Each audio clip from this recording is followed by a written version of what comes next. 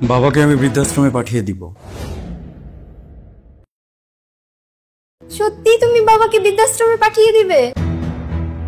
তুমি এতদিন ধরে যেটা চেয়ে আসছিলে সেটাই হবে।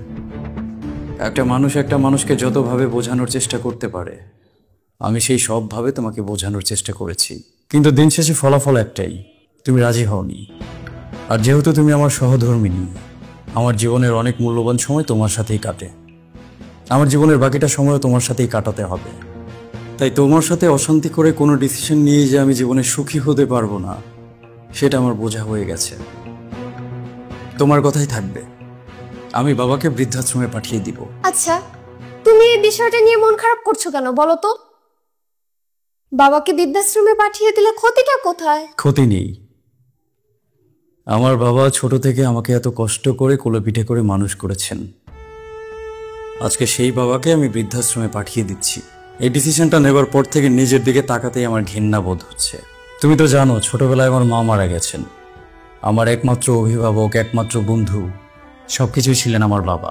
এই পৃথিবীতে আমার বাবার আমাকে ছাড়া কেউ নেই। এক্স্যাক্টলি, আমি তোমাকে এটাই বারবার বলছি যে বাবার তুমি ছাড়া আর কেউ নেই। এখন তুমি কি বাবাকে সারাদিন সময় দিতে পারো? বুকে হাত দিয়ে বলো, সত্যি করে বলবা। না, যদিও সেটা আমার পারা উচিত ছিল, কিন্তু সন্তান হিসেবে আমি কখনোই ততটা যোগ্য ছিলাম না। আমার বাবাকে ততটা সময় আমি কখনো দিতে পারিনি। সেটাই তো, বাবা বাসায় থাকলে তুমি তো আর বাবাকে সময় দিতে পারো না, আর আমি আমার কাজ নিয়ে থাকি ব্যস্ত। তাহলে এই যে মানুষটা সারাদিন বাসায় একা একা বসে থাকে, ওনার কি ভালো লাগে বলো? এই বয়সে এসে সে একাকিত্বে কতটা ভোগে তুমি জানো? বাবা যদি এখন বৃদ্ধাশ্রমে যায়, তার সমবয়সী কত মানুষকে সে ওখানে খুঁজে পাবে।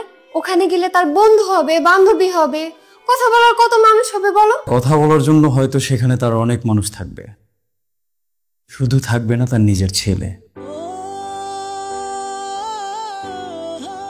ইমোশনালি চিন্তা করলে চিন্তা করেই যায়, কিন্তু একটু লজিক্যালি ভাবো। বাবা যখন তার সমবয়সী বন্ধু পাবে, কথা বলার মানুষ পাবে, বাবার কি ভালো লাগবে না বলো? বাবার ভালো লাগবে কি লাগবে না সেটা আমি কিভাবে বলবো? সেটা তো সবচেয়ে ভালো বাবাই বলতে পারবেন। বাবা বলেন, আপনার ভালো লাগবে না?